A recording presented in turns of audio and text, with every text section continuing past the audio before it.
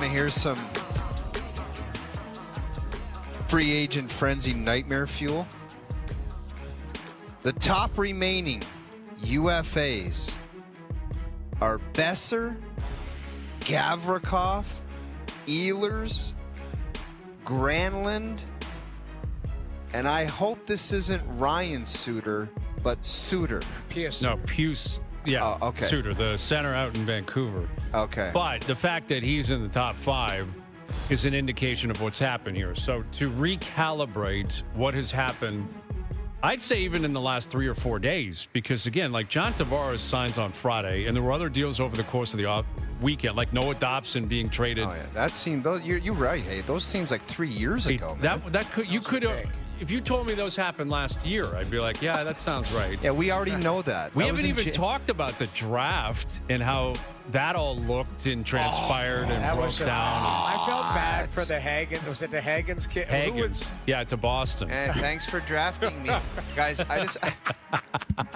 just have to say, for anybody in the National Hockey League, and I know it's not our people doing it, we don't have the rights for it anymore, but if you are going to do something outside the box, and I'm being dead serious when I say this, you got to go to James Duthie and give him some money and say, you got to tell us, like, you got to have that guy involved. Him and the people that he works with at TSN, whether it be the Quizmaster, Lanesy, those are the guys that know how to do that. You can't start wheeling around with secret rooms and video rooms. You have no idea what you're doing. Duthie knows what he's doing. Like, I razz on the guy and we screw around. That guy knows what the hell he's doing. That was horrendous, man. Well, like, the league tried something, which I will give them credit. Yeah. They have been creative and tried different things in the past. And it was a decentralized draft, and they wanted the connection between the player and the and by all accounts, Gary was just doing right. It wasn't the league. It was the GMs were pushing. Yeah, for they it. said to Jerry, "We want this," and Jerry gave it to him and said, "Suck on that one. How do you like that now?" That was. But here's the thing: you're right about Duthie. I echo everything you said. That is an impossible job for those broadcasters that were involved to try to get something out of an 18-year-old hockey player. That just is never going to say anything. Yeah, it's really great. I'm so excited. Like, that's all you're going to get. And then the GMs, who are 2,000 kilometers away, they're not the big personalities. There's no GM in the league that's a big. They're just, hey, we're great to have you. Welcome to the club. Yeah, great to see you. Exactly. Welcome to the club, young man. You know, it's like, oh God, like really? Yeah. That's we were what born you have to wear black and gold. It's just the lamest stuff. Dude. So it's the GMs, and then it's not the players' fault. They're kids. But you're not getting anything creative out of either parties. It's an impossible job. You could put the greatest stand-up comic of all time with a mic in front of that 18-year-old kid, and it would die on the vine. It would be a horrible, horrible product, and that's ultimately what it was. Anyway, forget the draft. Who cares about the draft? This hour, Mitch Marner sign and trade with the Vegas Golden Knights. I think everyone was prepared for this, but we had been, talking about it for months. Where's he going to go? What's the best fit? I will say this: I think it's a great fit for Marner. Like Vegas, they're a very good team. They have high expectations. He'll step in there. I think Eichel's ahead of him clearly on the totem pole, right? Like Eichel will play the role of Matthews effectively, so I think he'll be comfortable with that. You got Mark Stone, who's a great leader. Doesn't sound like Petrangelo's playing anytime soon, so he won't be around. But Theodore's there, Hurdle. Like, there's other big dogs there. A lot of good players. A lot of good players, a lot of veterans. And what I'm driving at is he doesn't have to go there. Like, if he's going to Chicago, it'd be like, you're the man now. Yeah, you're the guy. You got to drag us somewhere. He doesn't have to do that in Vegas. And he gets, I think, an appropriate contract, gets paid a fair amount of money. And he gets as far away from Toronto as you can basically get. I would bet that would be a massive thing because I played a long time in Carolina. He's going to go to a grocery store and a gas station and not one word, nothing. Yeah, it'll be a totally different lifestyle for him. Yeah, I bet you after 2 or 3 months he'll say, that to me is one of the biggest factors. I don't know. There's something about being a celebrity in Toronto where you're like, hey, what's going on?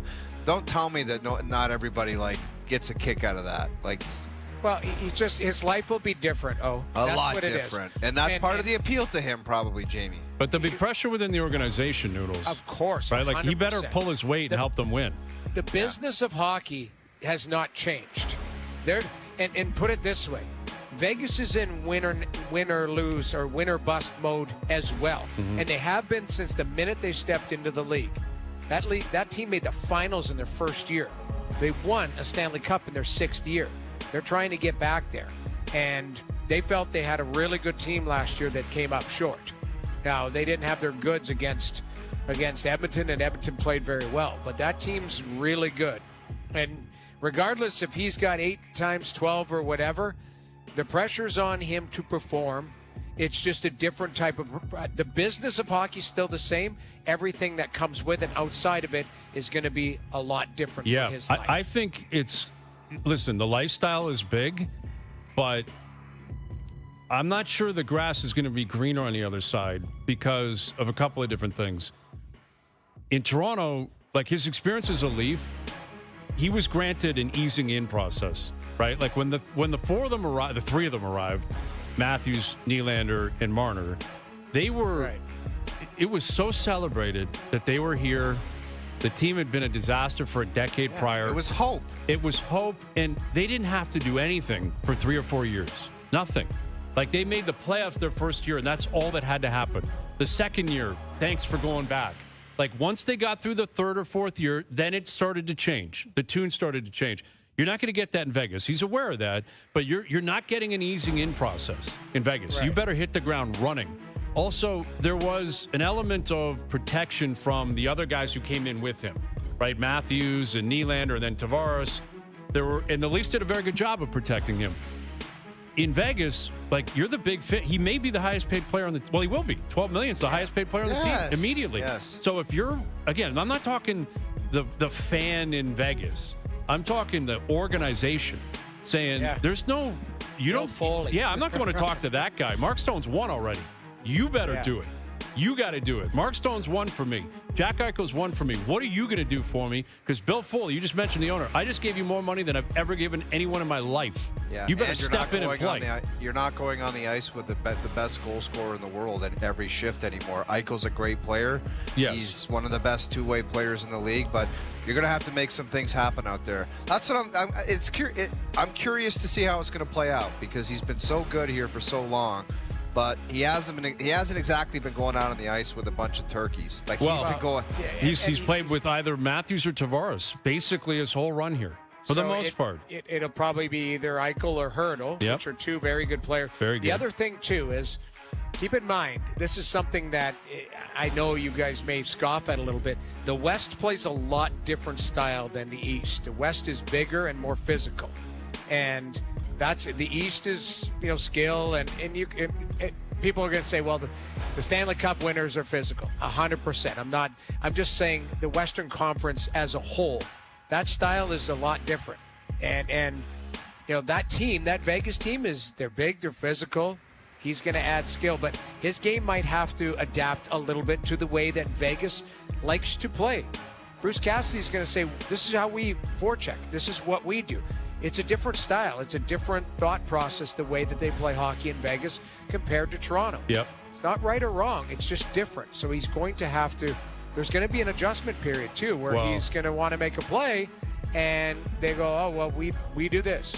Okay. Well, and that's an interesting connection. Like their coach, Bruce Cassidy, he was the guy in Boston in 18 and in 19, right, when Boston beat the Leafs. But there's also, with Toronto, I think the hope always was that he would stay here his whole career, be a legacy guy, number retired, Legends Row, all that kind of stuff, and eventually win a cup here. Vegas